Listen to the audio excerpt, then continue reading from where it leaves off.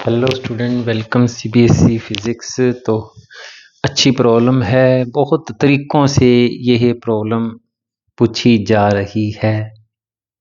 Concept बड़ा प्यारा concept है कि जो भी टोटल इंटरनल रिफ्लेक्शन पर बेस्ड है ये प्रॉब्लम।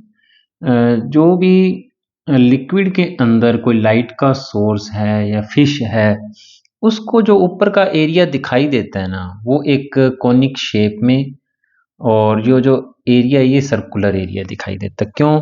क्योंकि एक एंगल क्रिटिकल एंगल होता है, जिसके बाद वो लाइट क्रिटिकल एंगल से ज़्यादा फॉल होती है, वो मीडियम में वापस आ जाती है।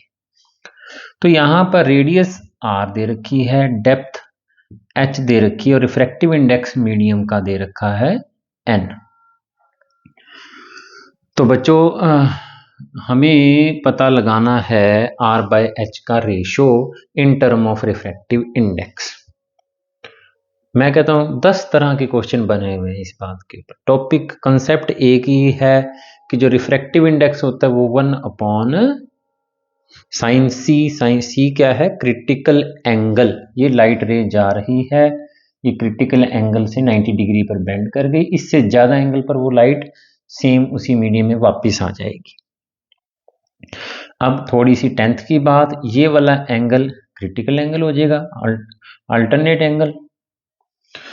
तो अब हमें इस ट्रायंगल के अंदर एक एंगल पता है, हाइपोटेन्यूस पता है, h हाइट और r रेडियस है।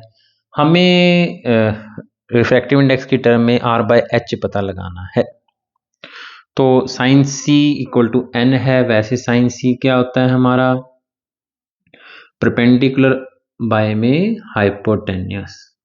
h इसलिए नहीं लिखा क्योंकि हाइपोटेन्यूस। तो परपेंडिकुलर क्या है? थीटा के सामने वाली साइड। परपेंडिकुलर थीटा के सामने वाली साइड जो होती है हमारी परपेंडिकुलर होती है। तो परपेंडिकुलर तो हो गया हमारा r, और हाइपोटेन्यूस क्या होगा इस ट्रायंगल का? वो होगा √r² प्लस h²। तो यहाँ तक उम्मीद करते हैं बिल्कुल बात समझ आ गई हो गई।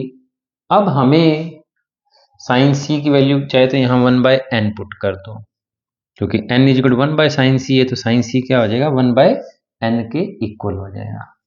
अब कुछ नहीं रहा, r/h के लिए सॉल्व करना है अपने को, दोनों तरफ स्क्वायर कर दो, थोड़ा सिंप्लीफाई होके। चलो स्क्वायर कर देता हूँ पहले।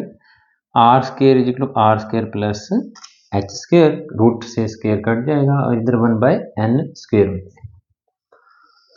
थोड़ा इजी और करने के लिए, अच्छा ठीक है, चलो कोई नहीं, एक बार इसको रेसिप्रोकल कर देते हैं ताकि हम हमारा जो मैथ है उसके हिसाब से चलते हैं। तो अब हम थोड़ा इसको और सिंप्लीफाई कर सकते हैं। r² से r² 1 बन जाएगा, और h² upon r² equal to n²। 1 उधर चला जाएगा, h² upon r² equal to n² minus 1।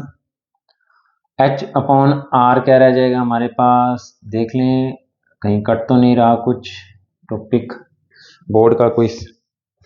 हाँ ठीक है बच्चों, h/r इक्वल टू आ गया √n² माइनस 1। ऑप्शन में है, परंतु हमको तो r/h पता लगाना है, तो इसका दोबारा से रेसिप्रोकल होगा। तो r/h जो आ जाएगा 1/√n² माइनस 1, और ऑप्शन कौन सा फिट बैठता है? Option A. तो बच्चों दोबारा से चाहे कंसेप्ट समझना चाहो ये समझ लो।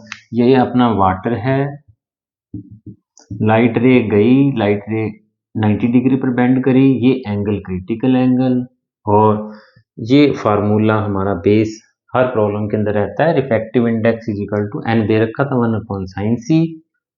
तो थैंक यू बच्चों, चैनल सब्सक्राइब कर लें, बहुत सारी अच्छी अच्छी प्रॉब्लम करने जा रहे हैं हम।